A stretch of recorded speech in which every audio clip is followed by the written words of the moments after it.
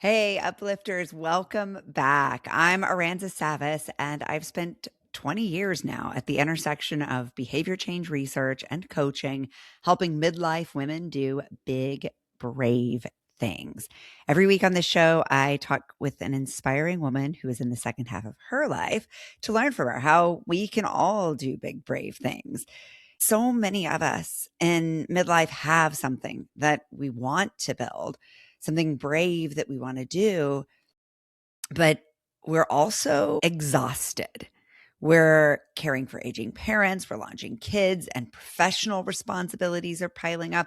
Our hormones are keeping us awake all night, and our emotions are all over the place, and we can't remember our best friend's name because of brain fog. Meanwhile, we're spending hours and hours and hours on devices that were literally designed to distract us even more. So, with all of this pulling us in so many different directions, how the heck can any of us be expected to focus or stay energized on what really matters to us? My guest today has spent more than 30 years building answers to that question. Tracee Stanley is a best-selling author. She is the founder of Empowered Life Circle, a teacher of yoga nidra, meditation, and tantric wisdom. Her new book, Living Ritual, Infuse Each Day with Purpose and Spirit, is coming out in August.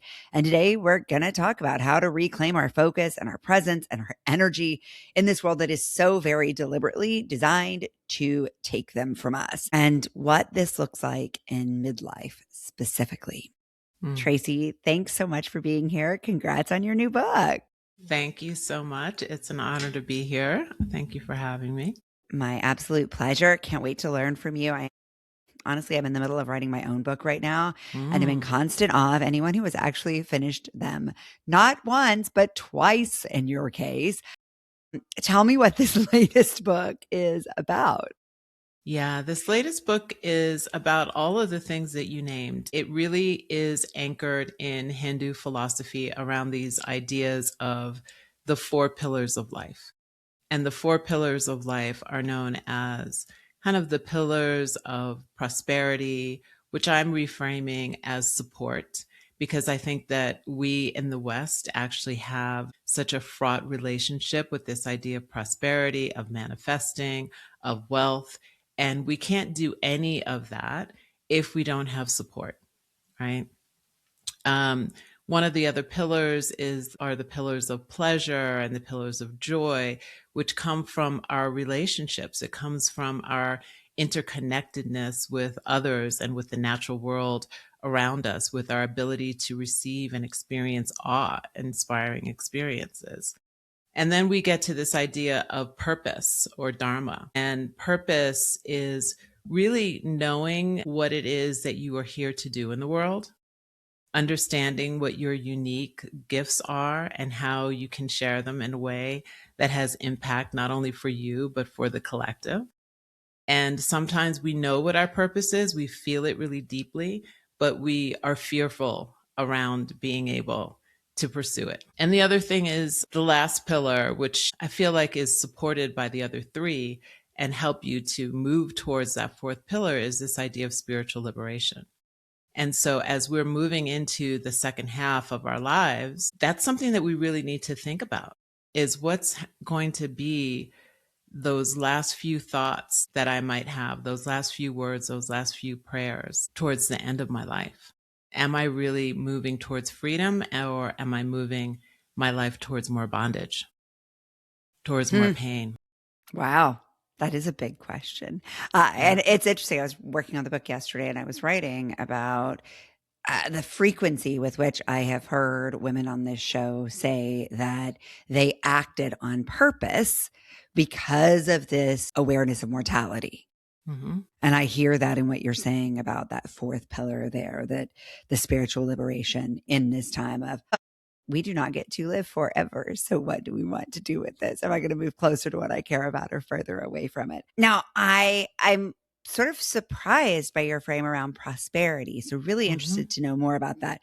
You call it support. Then you talked about relationships under pleasure and joy. So now support and relationships are super linked for me, but I have a feeling based on the way you said it that you mean something a little different than what I'm imagining. Maybe, maybe not. Tell What me. I would say is that when we think of prosperity, we think of wealth.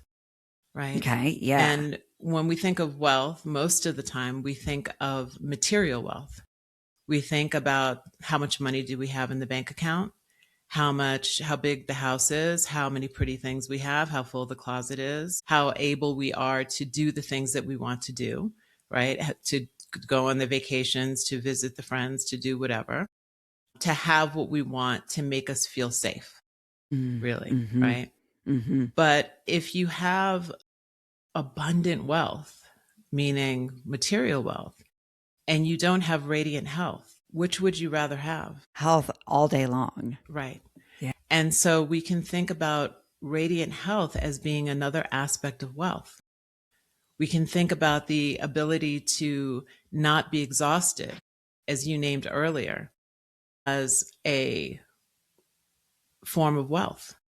Rest is a form of wealth.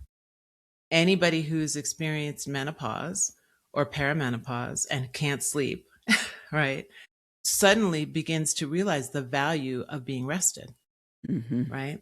So we have to be able to extend our ideas around prosperity and around wealth beyond the material. Mm-hmm. And so that's what I talk about when I think about support. Is support can be money, can be financial, but it's also the support to follow your dharma. If you don't have the support to follow your dharma and to follow your dreams and to do all of the things that you're meant to do, you're not rich. Mm-hmm. So Mm-hmm. those of us who, like you and I, have been writing books, right? There's a structure, some kind of structure that allows you to have the time to turn everything off and create boundaries to be able to write your book. Mm-hmm. Without the support of my husband and my son and my family that says, okay, I'm not going to bother you for 4 hours. That's a form of support, and that is a form of wealth. Mm-hmm. So when we start to reframe this idea of prosperity and wealth, we can look around us and see how we might already be wealthy. Mm-hmm. We are already prosperous. And how are we ignoring our prosperity just because the bank account doesn't seem to match what we want? Mm-hmm. Yeah, it's interesting. My book is called Courage Capital. And so it is about the wealth that comes from courage, kind of in that frame. Mm-hmm. And really assessing the abundant resources we have available to us in midlife, whether we have an abundance of financial resources or not. And I talk about it a lot. It's like the rich life and how like juicy and messy and complicated it becomes. Yeah. Because by midlife, hopefully, we have amassed a great fortune of relationships and Yeah. people that we care about that then we have to watch leave us and become sick. And so it's like, it comes with so much complexity to have that richness. But I think you're saying that like, actually that's one of the 4 pillars of life. And that's really what we're going for is the richness, even if it has that complexity. Exactly. And it's something that I learned from my maternal Nana. She was a preacher. And, by all intents and purposes, she was a poor woman. She had her own house that they were able to build in the 60s at some point, but she had a rich community. You came to her house and she always had an abundance of food that she shared with you. She had an abundance of love that she shared with you. So it wasn't about having the big house and the fancy brand new car. It was all about the richness of who she was, what she was able to offer. Her abundance was internal. It was not external. That's really beautiful and sort of radical because I think if you were to turn on the news or the TV or the TikTok or the whatever you were looking at, it's going to tell you what you should be looking for. What you should be seeking is more money because that will give you more freedom and flexibility to ultimately have more of the stuff that you care about. But I think you're saying like, what if we focused on the thing we really want out of the money instead of the money itself? How do you in the book or in your work help people make that leap? Because it's really counterintuitive to the programming. It's very counterintuitive. And I think it's essential for us to reclaim our ability to access our inner abundance because advertising for eons has always been around making you feel less than, making Mm-hmm. you feel like there's something that you're missing. And if you just have this thing, that everything is going to be fine. And the other thing that I learned later in life after being around my Nana was when I was a film producer. So I had this, very successful career as a film producer, working with lots of big action A-list stars. And one of the things that I noticed was this inner poverty, was the fear, the insecurity. And I started to wonder, wow, this is really interesting. You have this private jet that's filled with all your friends that are all going with you to the set, and everybody's like, but I'm seeing something different. I'm seeing that there's this fear and this desire to have an entourage around you. And the entourage is there to kind of make you feel like you're a star, but you already are a quote unquote star. And yet it's not enough. It's not enough. And I can go into, that's a whole nother podcast of all the ways that the not enough showed up in those kinds of situations. But it was like, what is it that causes someone to have everything?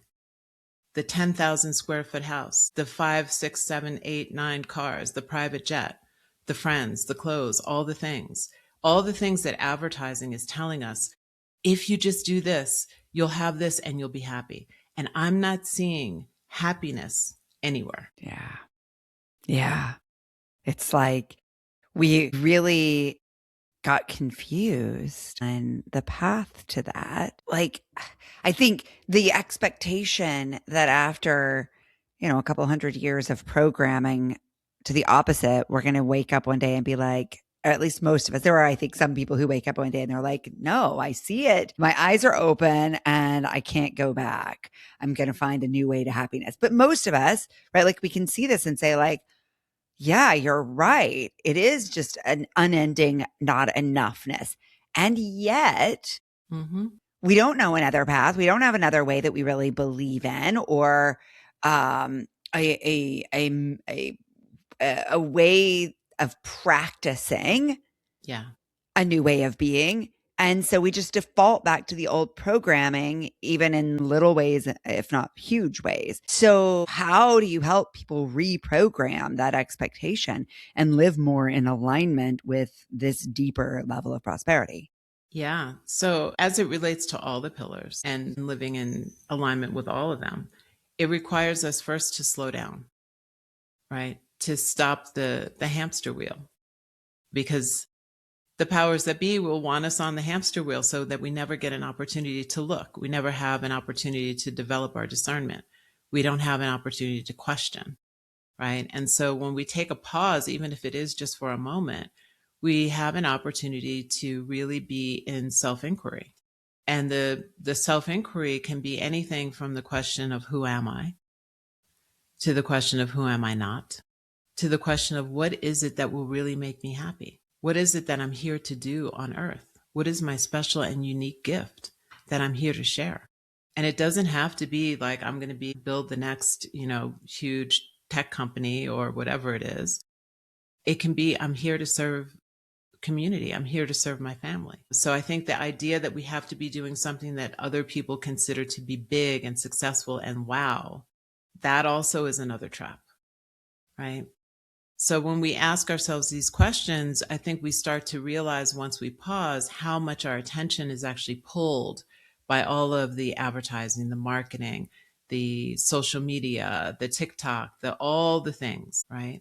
Our attention is pulled. And that's on purpose. You named this earlier. These things are specifically designed to control our attention. We have to start to reclaim our attention. We start by noticing what are the habits that we have, the unconscious habits, and then basically allowing ourselves to kind of pause those unconscious habits and replace them with sacred rituals. And those sacred rituals don't have to be something where you have, a million roses and flower crowns and goddess dresses and all the things, right? It really needs to start with micro rituals, things that you can do in your daily life, just in a moment. I often talk about this idea of the threshold practice because I get a lot of people who come to retreats and students who will say, I don't understand how I feel so great. And during this retreat, after 5 days, it's amazing. I feel incredible. I haven't had this much creativity in such a long time. I haven't had these realizations in such a long time. How do I bring this back with me?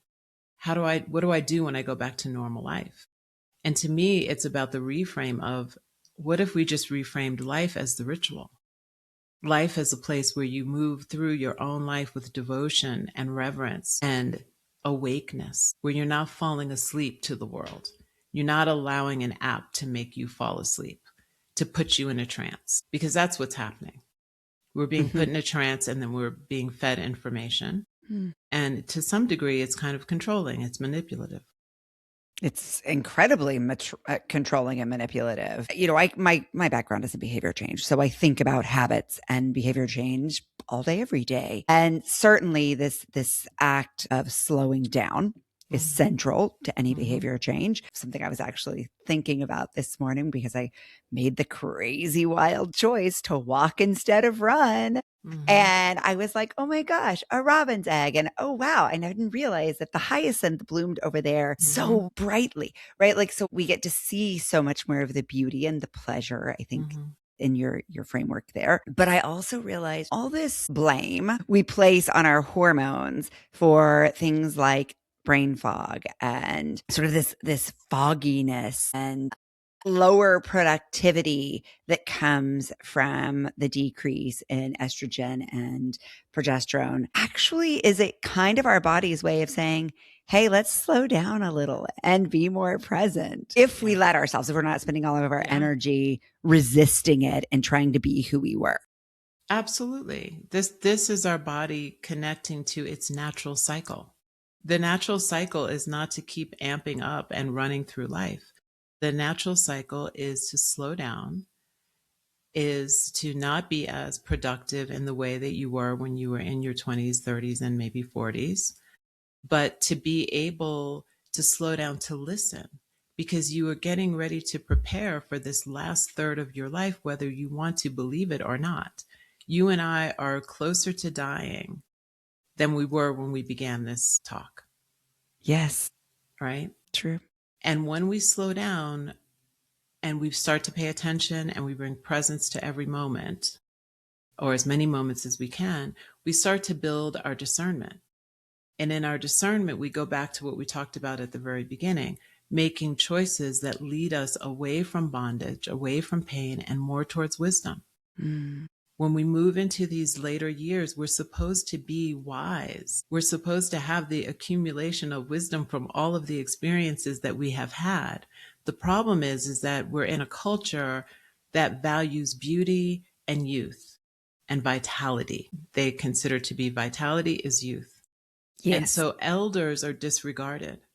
We've lost the way of our ancestors where the elders were held in the highest of regard because they were the wisest in the village.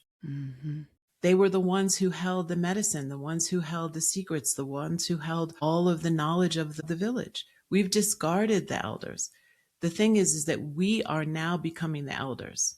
Those of us who are in our second half of the life are becoming the elders. So do you want to step into the wisdom and be that elder, or do you want to pretend that you're still 30 years old? I was always in a hurry to get old. When I was a little girl, I was raised by my grandma, and she was the coolest, most aspirational person I knew. And so I was like, man, old is awesome. And then as a young person, I was the person who was always cast as the old person in the play. And so I often had my hair sprayed gray throughout my early 20s. And I would go out to restaurants and people would be like, oh, you look fabulous for your age. And I was like, why does anyone ever lie about their age in the other direction? I want to tell people I'm 70, 80.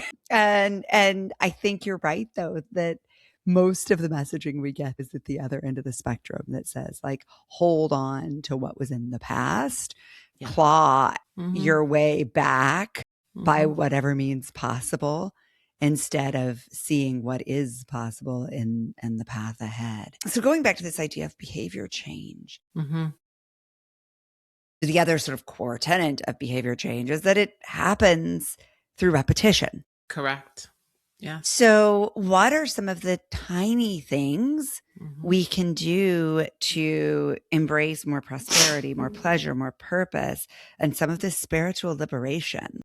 Well, first of all, we have to find the time to honor the transitions so that we can create the pause, because it is the pause and the placing something in that pause that creates something new, right? And so what I offer in the book are lots of practices, but really the ones that I feel are most accessible for someone just beginning this process is these micro practices that happen in the natural transitions of the day, right? Mm-hmm. So what are we doing before we go to sleep? Mm-hmm. Most of us are sitting there with the phone.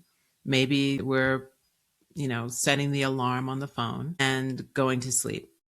Hopefully you can just fall asleep.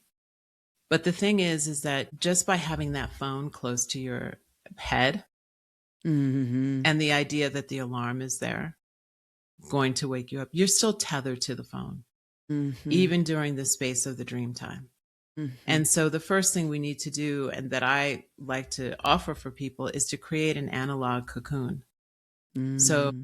taking the phone at least 3 arms distance away from you, get yourself a wind up or battery operated alarm clock, not a digital alarm clock, and put that by your bed. And then when you go to sleep, just take a moment to take 3 breaths with your hands on your heart Mm-hmm. and offer yourself a prayer or a blessing, or maybe even a wish for something that you really want to accomplish, and let yourself go to sleep with that.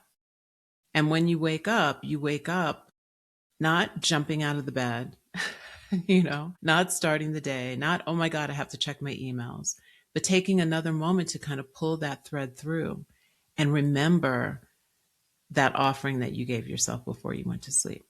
One of the other things that you can do is you can notice which of your nostrils is more dominant, because we're always waking up with a more dominant nostril, and that dominant nostril can kind of dictate what happens for the rest of the day, or at least for the next few hours. So you just notice which nostril is more I've never dominant. heard of a dominant nostril. I need more Really? information here now. So this idea of the breath, and that our breath, the dominant nostril switches every probably hour and 20 minutes. And if you're in the left Really? side, yeah, there's a book called Swara Yoga. You can read this book called Swara Yoga. You can do it right now. Just maybe close your eyes and just notice the natural breath. So instead of trying to breathe, just notice the natural breath as it moves in and out through the nostrils. And just notice if there's one nostril that feels as though there's more air flowing through that nostril. Which one has The more air? left feels more open and the right feels more closed. Right. So left nostril dominance is really more of a space of being in a meditative mindset, being able to receive information, receive wisdom. When we're in the right nostril, it's more energetic. So right nostril is represented by kind of solar qualities, energy, activation. And when we're in a learning mode, we want to be in the left nostril, because the left nostril is more associated with the mind and the moon. And there's Huh. all different things here. So the idea is that you would wake up, notice, remember that prayer that you had for yourself, notice which nostril is more dominant, and step out of the bed with that same foot. Now, that seems like maybe a lot, but the kind of presence that it starts to bring you into your day with is much different than your phone ringing and you looking at your emails right away. Mm-hmm. Right. And so you then can take a moment to look at the sky. Maybe the sun might be rising. Maybe you want to chant a special song, or sing a special song, or chant a mantra, or offer a prayer to the rising sun to give thanks and gratitude just for having another day of life. And if you can't see the sun from where you are, you can just sit in a sunny corner of the room and let the sun just touch your skin with gratitude. Mm-hmm.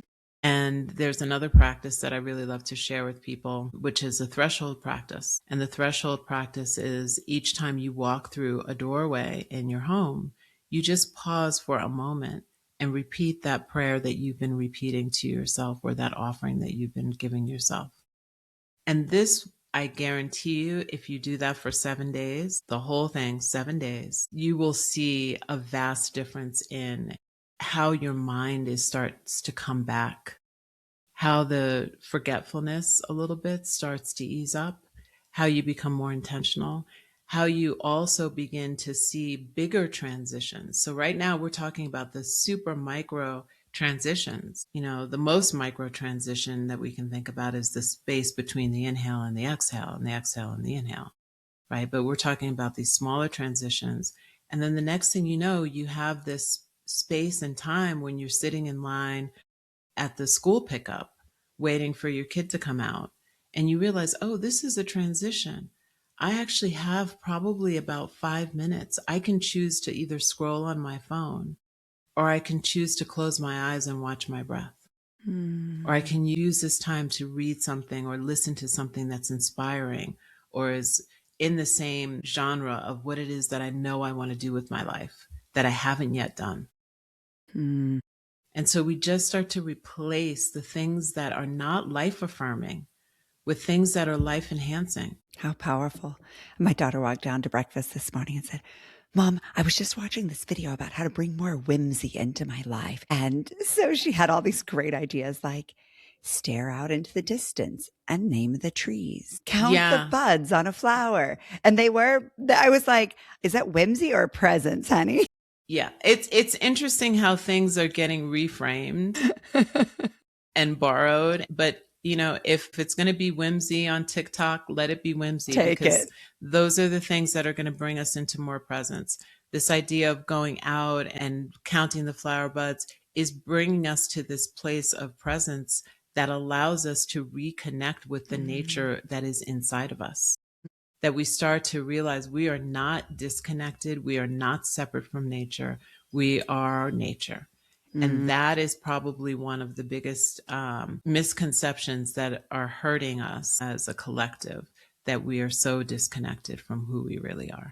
And I guess that sort of brings us to your fourth pillar of spiritual liberation. And so if I'm hearing this correctly, the path to that freedom is presence. It is our daily practices, these tiny moments where we tune in to what is here and now and not what's calling us from afar. Yes. And it's also this idea of friction, right? Is that when you decide to go against the grain of what you normally would do, it creates what's called in yoga a tapas, a heat, right? And that heat brings about radiance. It brings about a different kind of alchemy in our lives. And so if you want to be prosperous, right? If you want to be truly wealthy, I consider an auspicious life a wealthy life. And everything follows when you have auspiciousness in your life. Everything that you need to support yourself will come. And again, it's not to say that there won't be hardships, but we start to shift the way that we react and respond when we are becoming more present and aware. How is that auspiciousness different from optimism? Well, optimism, and it depends on who's doing the optimism, but optimism can be a form of just wishful thinking. Wishful thinking does not work without any action. And if you are trying to achieve something, if you're trying to remember who you are, you're going to have to give up who you're not. And this idea of optimism, as far as I've seen it, usually does not include that. Yeah, it's sort of like think your way to change instead of act your way to change. And I think the foundation of what you're saying here is quite active. It's repetitive. It's repetitive. Yeah. And again, it only takes 7 days to start to see a little bit of change. If you're able to do it for 40 days or for 60 days, I promise you, your life will change. Just by the nature of being in your life, it sounds like. Being in your life and being in the world and being aware of what's happening around you. And, neuroscience backs this up. It takes 60 days, 40 to 62 days, I think, to change the neural pathways. So the yogis who were prescribing these sadhanas of 40 to 60 days thousands of years ago, somehow knew, probably because they were doing it. Oh, it doesn't work in 5 days. It doesn't work in 20 days. Oh, but now I'm starting to see a change, right? Is they gave us this gift, and we need to be able to come back to the old ways. In many ways, we need to come back to the old ways of doing things. And ritual is one of them. So recap this daily ritual. I go to bed with my hand on my heart and take a few deep breaths and sort of focus myself on something loving and kind. Sleep with my alarm across the room, my phone across the room, Phone across the room or off. And a disconnected alarm to wake me. And when I wake, I put my hand back on my heart. I reconnect to those thoughts. That the power of reflection is certainly well documented here. And certainly it's that slowing down.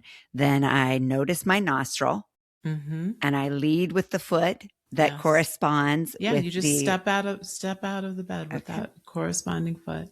Right. And now it's like do you ever think about this idea of like getting up on the wrong side of the bed? So now you're kind of like getting up on the right side of the bed. You're starting your day on the right foot, not on the wrong foot, right? I mean, it's a way of thinking about it. And now you're walking into your day with presence, fully present. And then every time I go through a doorway, I take a moment to pause and reconnect to that same intention. Like, what's an example of the thought part of this, the intention part of this? So the intention part is really personal. And a lot of times what you can think about is, what is something that I've been avoiding? And why have I been avoiding it? Give me the power, the grace, and the wisdom to create an auspicious life. That could be a very simple intention. And every time you go through a threshold, you just repeat that intention silently to yourself. So nobody in your house even needs to know really what it is that you're doing, right? You can make your morning coffee or your morning tea with presence. What are you doing in that 2 minutes that it takes the tea to boil or the water to boil? Where's your mind? Let your mind just go to the sound of the water boiling and just remember whatever prayer it is that you have for yourself. Remember whatever intention it is that you have for the day, even. And then when you pour your coffee, pour it as though you were pouring yourself a blessing. Pour a blessing for whoever else might be joining you in that morning coffee. So you start to make a bridge. And this is what the beautiful thing about ritual is that ritual creates a bridge between the mundane and the sacred. So you can make your life sacred in just a few moments. And then you can notice, okay, the sun is at its highest at 12 o'clock. That's when we're like most energized, right? What's an intention that I need to really focus on doing? What is something I maybe have the most energy at 12 in the afternoon? What can I focus on now that is in more of the doing world, right? Let me focus on that. Paying attention to what's happening when the sun is going down. Just like the sun is starting to go down in this, second half or third part of life, what do I need to do? Do I need to keep going? Right? Maybe I do need to keep going, but I can also say a blessing. I can also give myself an offering. I can also have gratitude. And there's many examples in the book of how you can weave these things through life. There's lots of self-inquiry questions so that you can get really specific about what's needed for you.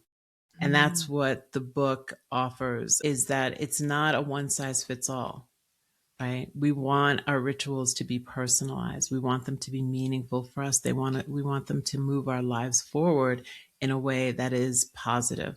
And so if you can, just a few times during the day, just anchor yourself in something that is life affirming for you, it will make a big difference, because then you get to also notice the habit of the mind. What direction are my thoughts bringing me in? Are they keeping me stuck in some way? And how can I start to shift that? Yeah. And it struck me too, as you talked about the coffee, it's going back to this idea of pleasure and joy. It's not that more pleasure or joy is coming into your life. It's that you are experiencing the pleasure and joy instead of just slugging back the coffee in the passage to whatever's next in the hurry. Actually enjoying the sound of the coffee going from the pot to the cup, and then the feeling of that first taste of coffee. I used to do a perfect day visualization often with clients. And there was a time when I was doing it a lot, right? And I'd get to do it with large groups of people and debrief it with 50, 100 people in a week. And almost inevitably, what got people out of bed was the thought, the image of tasting their coffee. Like, we have such an emotional, evocative attachment to it when we slow down to think about it. And yet in the moment, for most of us, there is no presence or tuning into it. It's just like coffee in cup, in body. Exactly. And so when you do a morning bless over practice like that, it can become like, oh, you know what? I need a special mug for my coffee. I need something that I can hold, that I feel the warmth, and I start to honor the taste. And maybe, who knows, I maybe even start to thank the farmers who grew these coffee beans. And I start to offer the gratitude to the bean itself. This thing evolves in its own way for your highest good.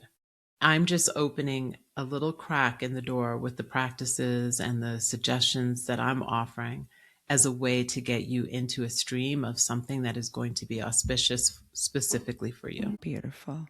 So I know you talked about a great big change that happened in your life, and that you were actively involved in film production and had a career that I imagine there was a time when you thought, this is it for me. This is what I'm doing. And then you made this somewhat radical decision to completely change gear and move into something slower and more meditative, and move into teaching full time. So looking back at that woman who was climbing her ladder and chasing prosperity probably in ways that were a little more aligned with all those people on the jet planes, what do you want to say to that woman from where you are now? Well, what I would say is congratulations on listening to your inner wisdom, because luckily for me, I was practicing yoga at the same time that I was in that career.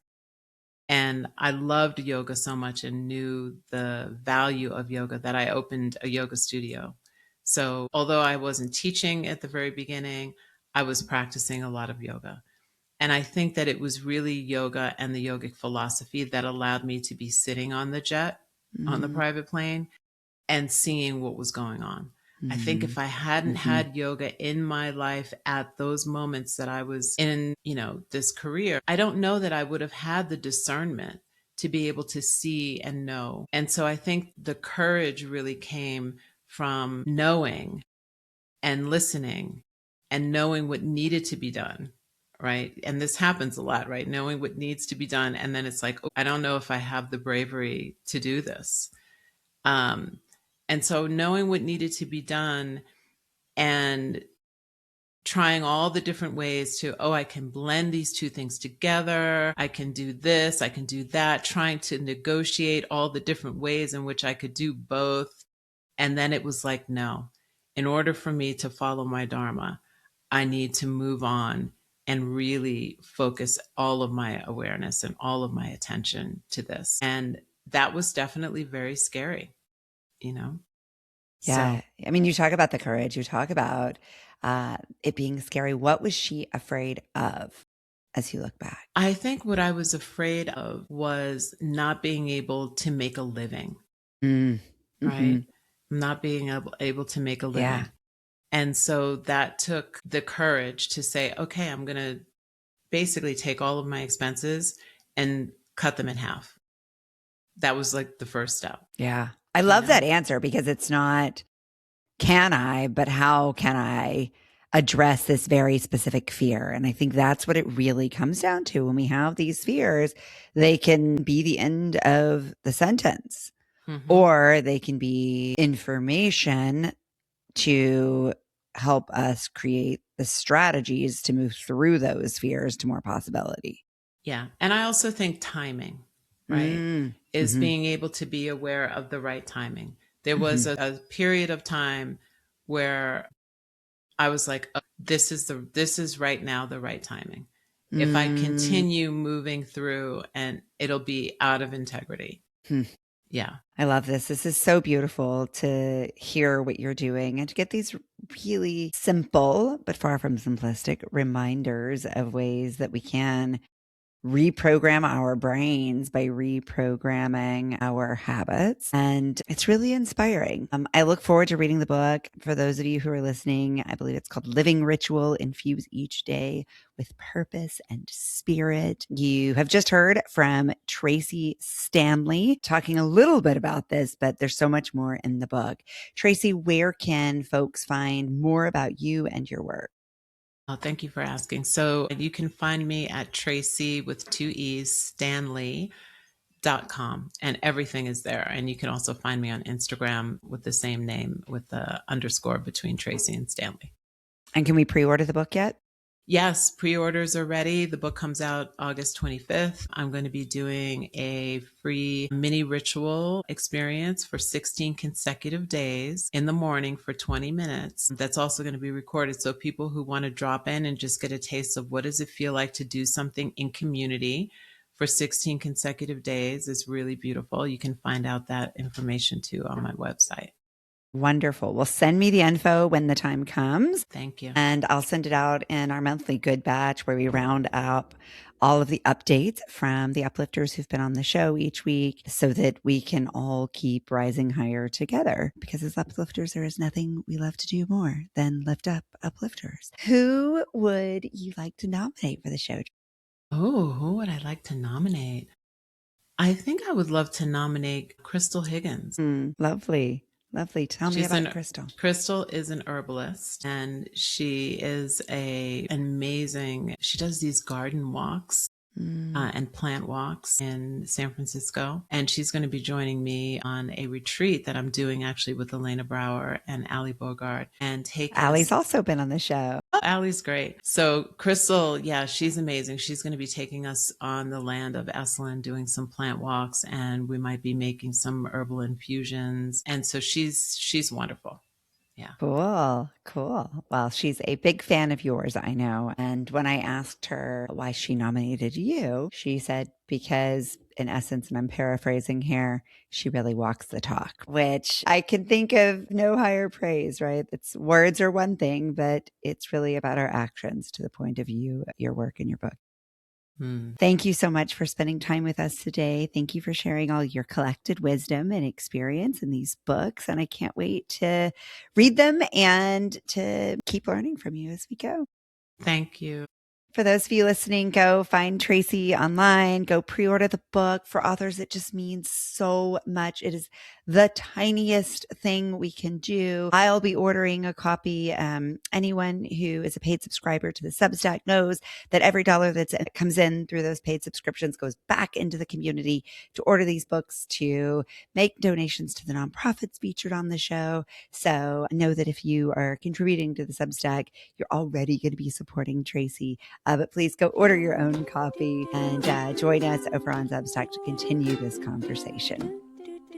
Thanks for watching the Uplifters Podcast. If this inspired you, hit subscribe and tap the bell to stay uplifted. Give this video a thumbs up and share it with someone who needs a little lift today. Big love. Painted water sunshine with rosemary and thyme. Dwell in the perplexing, though you find it vexing. Toss a star and hover, be your own best lover. Relish in a new prime, plant a tree in springtime. Dance with idle hindsight, bring the sun to twilight.